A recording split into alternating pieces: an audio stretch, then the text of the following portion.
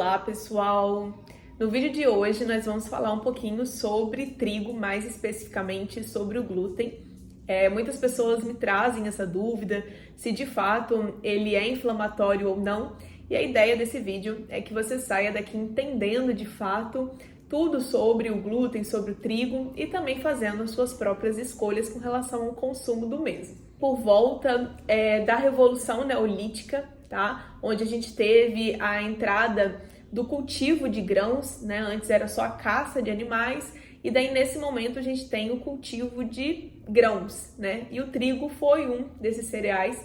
Nessa época é muito importante a gente ressaltar que nós estávamos falando de outro tipo de trigo, né? Existem vários tipos de trigo, ele veio sofrendo alterações aí naturais ao longo do tempo, porém teve um marco muito específico, que foi quando nós, homens, entramos e modificamos o trigo geneticamente em laboratório. Vou explicar de fato o que aconteceu e por que a gente fez isso. Por volta de 1798, por aí, o Thomas Malthus, ele afirmava que a produção de alimento não estava compatível com o crescimento da população.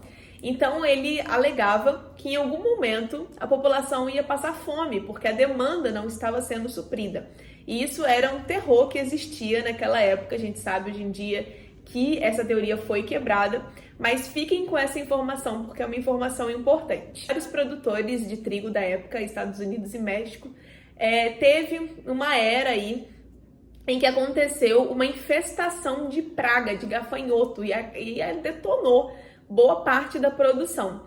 Com isso, aquele alarme que o Thomas trazia de que em algum momento a população ia ficar com fome, porque não ia ter, né, o suprimento ali da produção de alimentos em paralelo ao crescimento da população, isso se alarmou cada vez mais, tá? E aí o governo, ele entra nessa história, tá? O governo, ele investe pesado num estudo de laboratório para que a gente conseguisse fazer com que esse trigo ele fosse mais resistente ao ponto de não acontecer novamente isso, né? Ao ponto desse trigo suportar infestações de gafanhoto.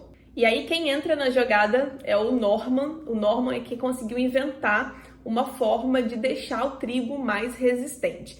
Claro que a gente precisa colocar aqui uma observação que o trigo, ele veio, junto, né, com a produção do trigo, veio uma crescente aí na economia. Então, era algo muito importante para a economia e muito interessante para o governo que isso continuasse a todo vapor. Perceba, não era uma preocupação em como suprir as demandas nutricionais daquela população, já que o trigo estava sendo afetado pelos gafanhotos. Era uma preocupação em como não afetar a parte econômica, tá? Então, quando esse trigo ele foi geneticamente modificado, foi visando isso, a produção, a produtividade, tá? E não necessariamente o valor nutricional daquele alimento. E foi a partir desse feito que a gente começou a observar algumas reações de alguns indivíduos mediante o consumo de trigo. Agora que vocês já entenderam um pouquinho do que aconteceu com o trigo, a gente vai entrar para a parte bioquímica. Como que esse trigo, que foi geneticamente modificado, entra no nosso organismo, como que acontece a digestão e quais são as complicações da má digestão desse alimento. Para vocês entenderem, quando a gente fala em proteína, a gente está falando da junção de aminoácidos, tá? E aí, a depender de quantos aminoácidos você tem, de quais são esses aminoácidos e a ordem que eles estão, tudo isso vai fazer com que seja um tipo de proteína diferente, tá? E aí, só para vocês entenderem, o glúten ele tem para mais de 40 tipos de proteínas, de junções, de formatos diferentes. E o que nos preocupa e que é muito estudado hoje em dia, a gente chama de alfa-gliadina. Ela possui 277 aminoácidos. Tem noção? É muito grande. A fim de curiosidade, eu vou deixar uma foto aqui na tela para vocês verem. E aí, quando a gente faz a quebra dessa proteína, muitas dessas frações, elas não são quebradas. Vou deixar também na foto algumas das frações que normalmente não são quebradas e que, por conta disso, torna o glúten, né, com a alfa-gliadina, de difícil digestão, de difícil quebra. Acontece que essas partículas mal digeridas ao estarem em contato com esses enterócitos, esses receptores, a gente tem um aumento da produção de zonulina. Zonulina é uma proteína que tem nos enterócitos e quando acontece o aumento dessa produção de zonulina, ela vai parar lá no lúmen intestinal, tá? Essa zonulina, quando está lá no lúmen intestinal, ela faz com que aconteça um afrouxamento das junções firmes que ligam os enterócitos. Então, para você ter uma noção, vamos imaginar da seguinte forma. Pensa numa parede. Os tijolos dessa parede são os enterócitos, tá? São essas células que ficam ali na parede do intestino. Entre os enterócitos, a gente tem essas junções firmes, vamos colocar assim, ó, que é para não deixar entrar nenhuma partícula mal digerida, nenhuma toxicidade para dentro da nossa corrente sanguínea, tá? Essas junções firmes a gente vai considerar que é aquele cimento que fica entre os tijolos, tá?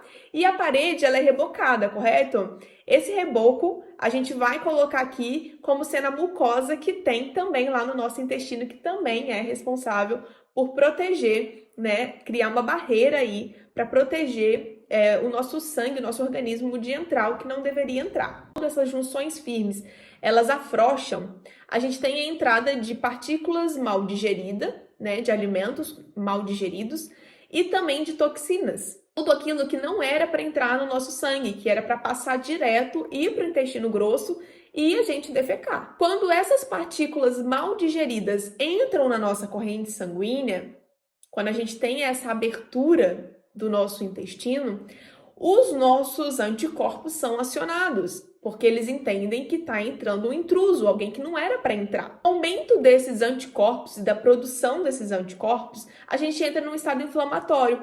Lembra no vídeo que eu postei sobre inflamação, explicando que quando a gente tem a presença de um inimigo na nossa corrente sanguínea, a gente aciona um anticorpo, a gente entra num processo inflamatório, mas esse tem início, meio e fim? O que acontece na inflamação crônica de baixo grau é que meio que não tem fim, porque o tempo todo a gente está deixando entrar o que não deveria entrar na nossa corrente sanguínea. E visto a possibilidade de uma hiperpermeabilidade intestinal, a gente vai fazer uma reconstrução, uma reparação epitelial, tá? Para a gente consertar isso, para tirar essas aberturas ali que a zonulina provocou, tá? Ali nas junções firmes. Então, a gente vai reparar isso e também vai reparar caso tenha acontecido alguma disbiose. Tem para fechar, se você identifica que você tem muita enxaqueca, muitos sinais e sintomas que não necessariamente parecem ser de algum problema do trato gastrointestinal, né? Mas é em consequência em consequência do problema do seu trato gastrointestinal. Então, busque a ajuda, tá? De algum profissional que seja integrativo, que faça essas ligações, que faça essas correlações, para que você consiga fazer uma reparação epitelial, fazer uma modulação intestinal, tá? Tirar você desse estado de inflamação crônica, né? Porque quanto mais fibras vocês comem, mais bactérias gram-positivas você tem, mais o fortalecimento dessas junções firmes você tem, tá? Um melhor funcionamento aí do seu trato gastrointestinal como um todo. É por isso que a gente fala que a gente precisa respeitar a nossa bioindividualidade, entender de fato o que está acontecendo, porque às vezes, mesmo com uma alimentação 100% natural, você está comendo algo que não está digerindo bem, porque você ainda não fez uma reparação do que era para ser feito, tá? Espero que vocês tenham gostado, mais ou menos isso que eu queria trazer aqui para vocês, tá? Para vocês entenderem de fato, né, qual é a problemática do glúten, aonde entra a problemática do glúten e também uma luz aí, um direcionamento de como vocês vão resolver esse problema, tá? E até a próxima!